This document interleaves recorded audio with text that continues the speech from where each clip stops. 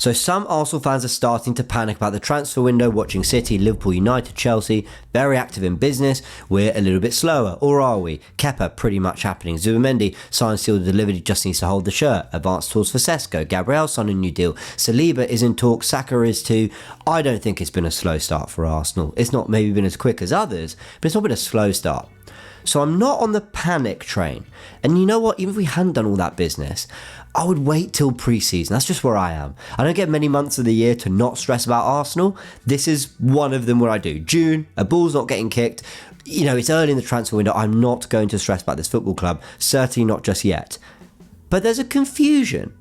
And I understand the confusion. And in this video, I want to try and make sense of it and give you my theories while giving you all the updates. This is a lot of stuff I could have talked about on the Goonerverse too, because of course that's where we do all the latest news updates, but I felt this needed a little bit more of just going through it a little bit more meticulously here on the Goonerverse. We're going to talk about Gyokeres, we're going to talk about Hato. Let's go into all of it, because the first thing to discuss is the rumours and reports that were coming around. This was aggregated by Polymarket FC from CNN Portugal that Victor Gyokeres' agent is currently in a meeting with Arsenal. That was a few days ago. And then Talking Sporting, great name, aggregated this news from Mace Football that Arsenal have offered less than what Sporting want. The Gunners are willing to pay a sum below 60 million euros, which doesn't please the Lions. In the last few hours, Arsenal made an initial formal bid to sign Victor Gyokeres. So we're hearing all this stuff, but it felt like Sesko was the number one choice. That's how we've been talking about it here on the Goonerverse. That, for me, is what's been coming through in the media. More then came out because this situation was getting a little bit messy. Sky Sports News saying that Victor Gyokeres has reportedly told Sporting he won't play for them again after the club president denied there was a gentleman's agreement for him to leave for £59 million this summer. And this is what was said, aggregated by Eurofoot. The Sporting president, Federico Varandas, said that threats and blackmail won't work with him. Victor Gyokeres does not leave for 60 plus 10 million euros. He never promised this. Until today, Sporting have not had a proposal for Gyokeres, neither today nor last summer. Gyokeres is one of the best footballers in the history of Portuguese football. He's a fantastic professional to this day. He has 0 proposals and 3 years left on his contract. That comes from O Jogo. So this is getting a little bit messy, because that was then replied to Fabrizio Romano aggregating the news that Victor Gyokeres has fired back after Sporting president's words. He said, "There is a lot of talk at the moment. Most of it's false. I will speak when the time is right." Okay, so the situation's getting a little bit messy. How much can he move for? Was there ever a gentleman's agreement? Is he even definitely leaving? Some of the words suggest that he's maybe not.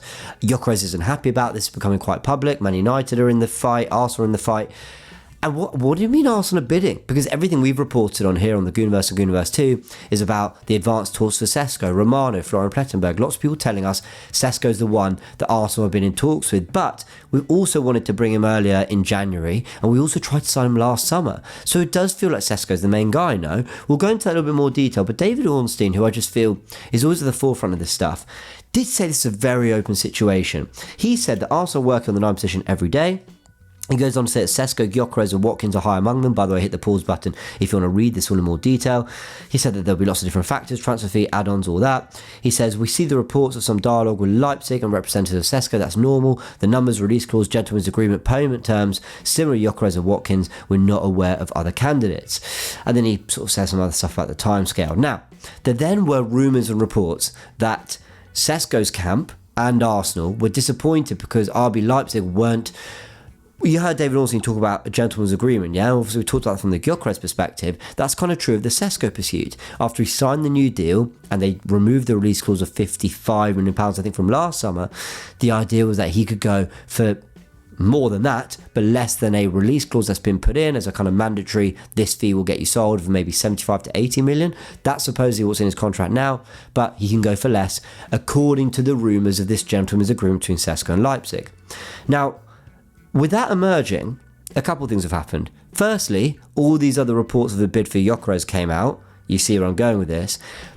And secondly, some people have denied it, that there's even a problem here. African Gooner, he went and aggregated the news from Team News and Ticks that reports that Leipzig are not honouring any gentleman agreement that they have with Sesko wide of the mark. Arsenal, Sesko and his reps are all confident the agreement will be honoured. Okay. So let's make complete sense of all this, because what I've done is just thrown you a load of information there, and I want to try and understand what I think's going on. David Ornstein comes from the perspective of, as do quite a lot, Gunner Blog and quite a lot of other journos, Sam Dean recently, they're coming from the perspective of there are a few targets, they even throw Ollie Watkins in there, and they could genuinely all end up at Arsenal, and as they're learning about the transfers and they're in negotiations, all of them are quite open.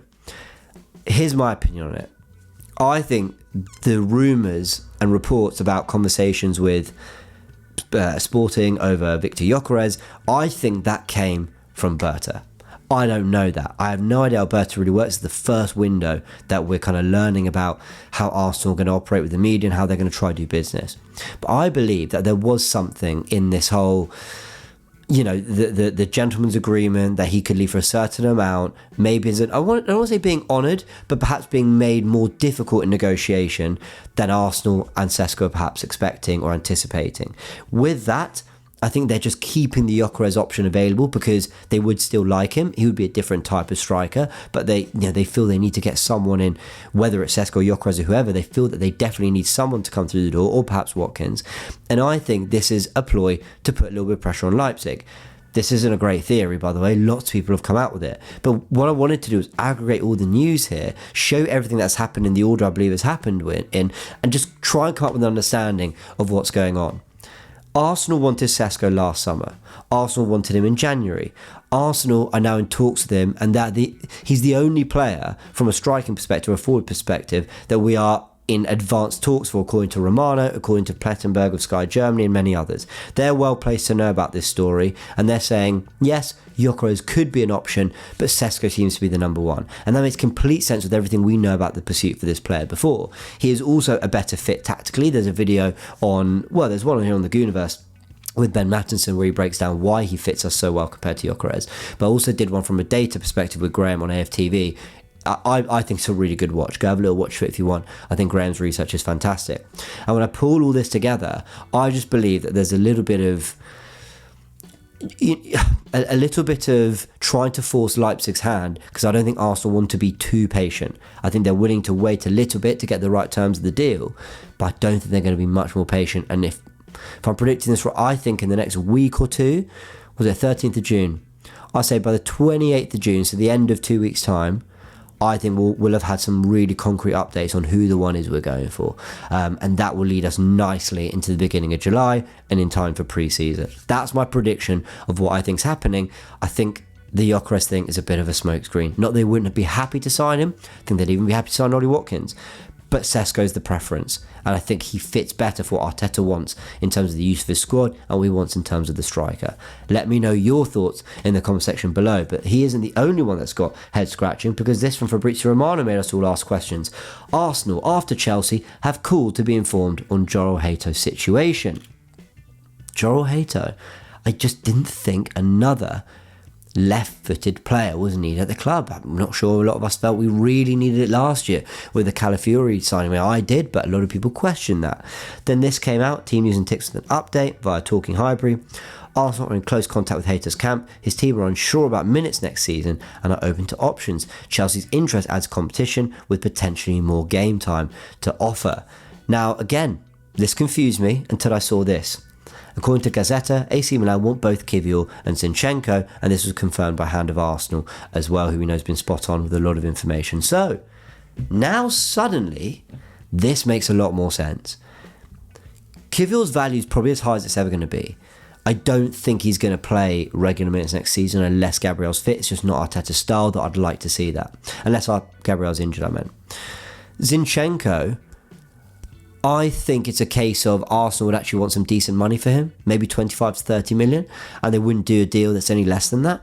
So when you take all that into account, but then you hear that AC Milan are looking, I think Atletico Madrid, Borussia Dortmund, their clubs have been looking at Zinchenko too, suddenly there's room for a left footer. Because at the moment, in terms of, if I go from centre-back to left-back, everyone who covers the left side of the pitch, you've got Lewis Skelly, Calafiori, Zinchenko, Kivior can play there, Timber can play left back, Tomiyasu can play left back, and Gabriel. That's from left back to left centre back. You are so covered, with one of them being two-footed and the other in Timber being a right footer. I don't think we need anything there. I actually felt in the right side defence a real proper backup centre back to Saliba, not just White, Timber or Tomiyasu doing a job, but of course with those three all being competition at right back, one of them of course can play backup to Saliba. But if you lose Zinchenko and Kivior, suddenly it makes a lot more sense. Suddenly, a squad of White and Timber, Saliba and Tomiyasu, Gabriel and Hato, Calafiore and Lewis Skelly, that makes a lot more sense. 8 players for 4 positions, but we know that Mikel Arteta, I think, he wants a lot of options at the back. Now, you can play Partey at right back, you can drop Rice to centre back, but I think he wants numbers there. So I'm really interested in this Hato stuff. I do think it's dependent on one or two of Kivior and Zinchenko going. I think if both stay, there's no chance we get him. I'd love to go see us get a Mark Guehi with a year left on his contract, but let's see. Suddenly, the defence makes a lot more sense. If Lewis Skelly's going to play more minutes in midfield, maybe there's another reason to add a left footer there. But losing Tierney, Kivior and Zinchenko, I'd understand why they want to add one. But yeah, that particular news around AC Milan has made me understand it a little bit more. So let's see what happens. Chelsea probably can offer him a little bit more in terms of game time, but they've got Colwell and Badia Shields, so let's see. Everyone, I hope you've enjoyed this update, a little bit of a news update, but going through the real data, it's not data, but what's really being said and trying to understand of it. Try to understand and make sense of it all. Get 11 minutes into a video, then you blow it at the end. There we go. All I do want to say is go have a look at the podcast. It is on Spotify. I'm still working on getting on all podcast platforms. It is on YouTube podcast, but of course it's here on the channel. So go check out what Ben has to say around left wingers, the Sesko pursuit, and much more. Thank you very much, everyone. I really appreciate it. And go check out the Goonerverse too for instant updates to news as and when it happens. I'll catch you on a bit.